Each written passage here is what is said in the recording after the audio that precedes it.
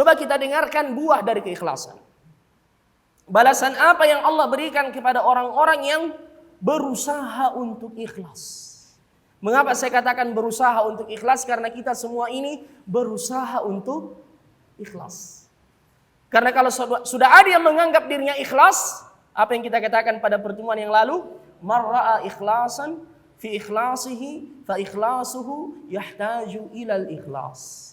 Siapa yang sudah melihat keikhlasan pada keikhlasannya, maka ikhlasnya itu masih membutuhkan keikhlasan. Sering kan kita dengar, ya ikhlas kak, saya itu ikhlas kak, tulus kak. Ya, betul. Saya itu sembarang ikhlas ya, saya tulus ya.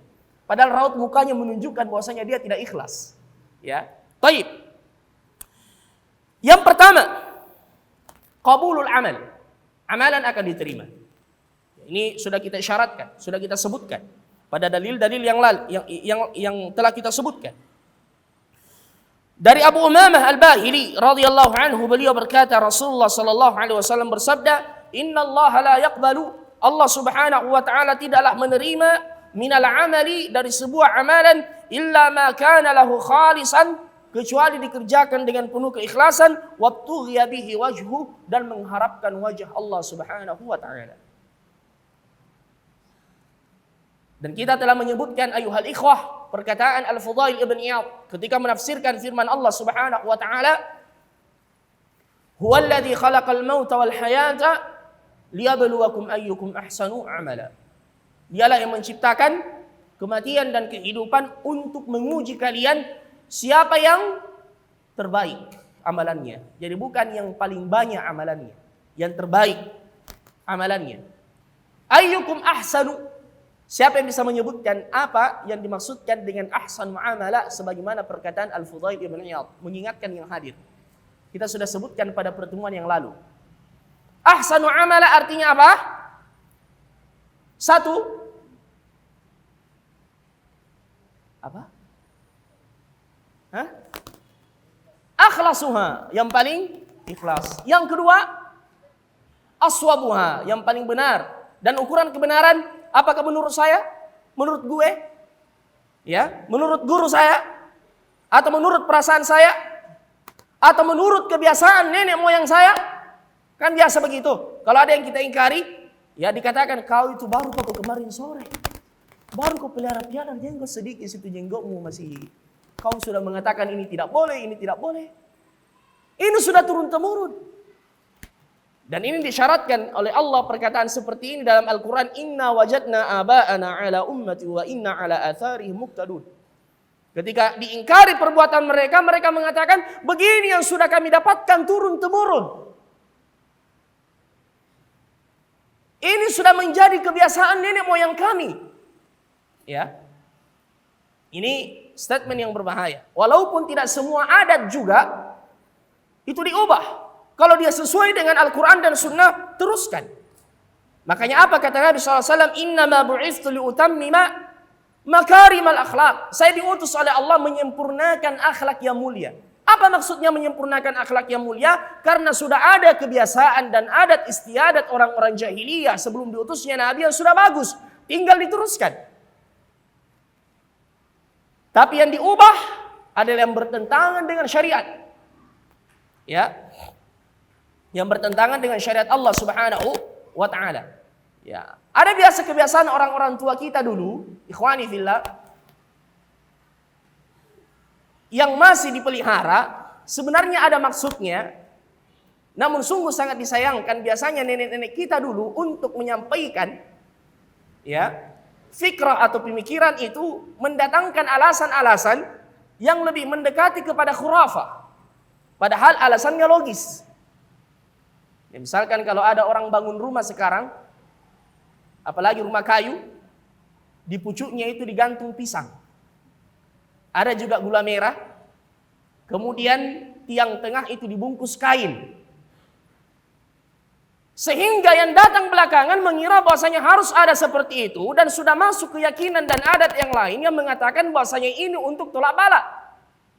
Padahal konon kata kakek-kakek kita dulu para tukang itu kalau manjat ke pucuk rumah itu kan tinggi. untuk cepat selesai pekerjaan, mereka tidak sempat turun untuk makan ketika tiba waktu makan. Makanya mereka mengatakan kita gantung saja pisang di sini. Mengapa ada gula merahnya? Karena gula merah itu memperkuat tubuh.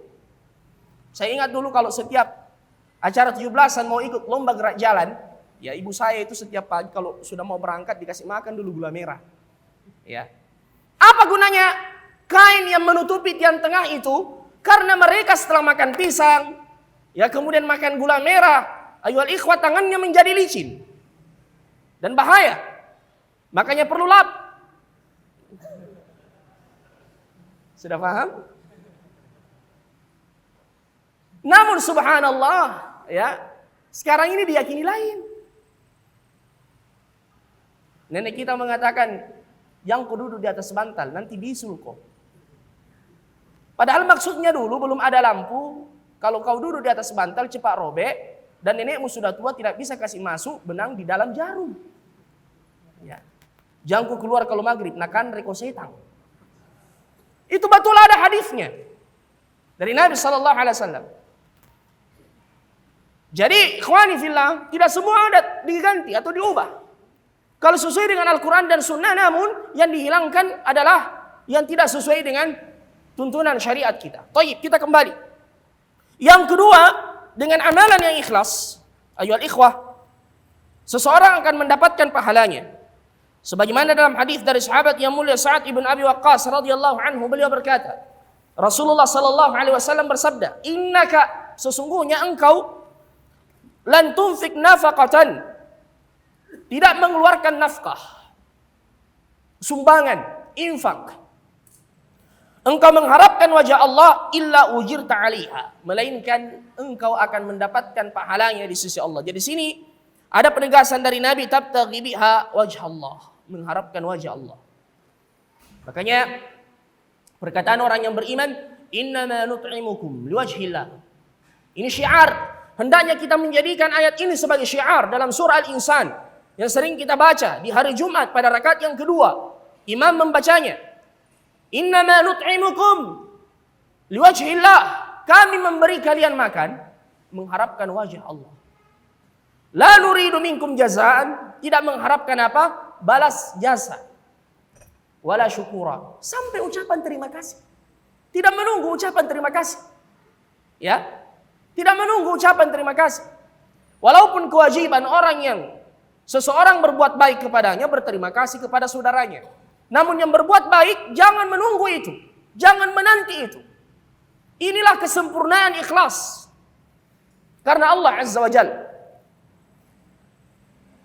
Kemudian buah yang ketiga atau berikutnya, dengan keikhlasan, ikhwani fillah, amalan yang sederhana bisa dinilai dengan pahala yang besar di sisi Allah Subhanahu wa taala. Dan ini sebagaimana perkataan Abdullah ibn Mubarak rahimahullah, rubba amalin saghirin tukaththiruhu an-niyyah wa rubba amalin kabirin tusaggiruhu an-niyyah. Boleh jadi ada amalan yang kecil, yang sederhana, yang mungkin di mata manusia tidak dianggap. Apa contoh amalan yang paling sederhana? Coba kasih contoh. Coba kasih contoh amalan yang sederhana. Hah? Apa? Amalan yang sederhana, yang remeh, yang tidak memakan biaya, yang tidak mengambil tenaga. Senyum. Ya. Senyum berat tidak? Tidak berat. Tinggal diubah sedikit saja. Tapi kenapa ada orang setengah masjid sekali tersenyum? Ya. Apalagi yang lain? Menghindarkan duri di jalan. Ya, makanya kami di Markaz Imam Malik ini sudah mencanangkan dan sudah disosialisasikan kepada para santri untuk budaya hidup teratur, bersih, nyaman dan rapi. Ada sampah ambil. Ini manhaj nabawi. Ya, walaupun juga diprogramkan oleh pemerintah Kota Makassar yang dikenal dengan Lisa lihat sampah ambil. Nabi sudah mencanangkan jauh-jauh hari, 1400 tahun yang lalu. Bahkan beliau mengatakan dia bagian dari cabang keimanan. imatatul adza 'anit tariq, menghindarkan duri di jalan, mengambil sampah. Tidak ada tempat sampah Ustaz, masukkan ke kantong dulu. Kantong Anda. Ya. Dan ini sesuatu yang remeh. Apalagi contoh yang lain, amalan yang sederhana. Menyiapkan minum buat Ustaz. Ini berat tidak? Tidak. Ya, saya minum dulu.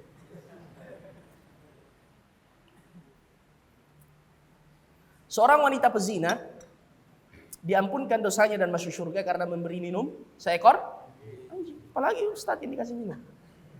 Ya, apalagi kalau diubah sedikit warnanya, ini luar biasa. Baik.